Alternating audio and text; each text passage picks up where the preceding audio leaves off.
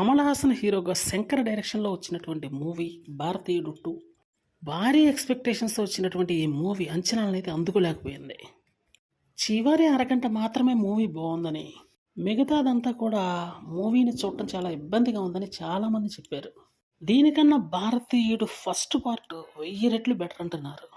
ఎందుకంటే ఈ సినిమా 3 గంటల సినిమా. ఇందులో చివరి 30 నిమిషాలు చూడటానికి ముందున్నటువంటి 2 గంటల 30 నిమిషాల సినిమా చూడాల్సి ఉంటుంది. విపరీతమైనటువంటి ల్యాగ్ ఉంది, బోరింగ్‌గా ఉందని అంటున్నారు.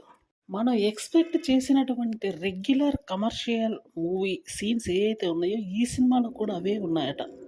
విపరీతమైనటువంటి పేషెన్స్ ఉన్నవారు ఎవరైనా ఉంటే, అంటే ఓపిక ఉన్నవాళ్ళు ఉంటే మాత్రమే ఈ సినిమా చూడగలరట.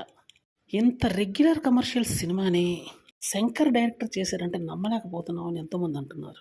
ఒక క్రియేటివ్ డైరెక్టర్ అయ్యుండి ఈ విధంగా మూవీ తీయటం అనేది హాస్యాస్పదంగా ఉంది అని తమిళ ప్రేక్షకులు సైతం పెదవి విరుస్తున్నారు.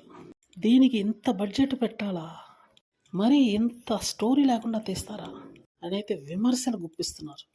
ఇటువంటి సినిమా మేము ఇంతవరకు చూడలేదు, బహుశా చూడం కూడా అనేది చాలామంది ఇదే రకమైన సమాధానం చెప్తున్నారంటే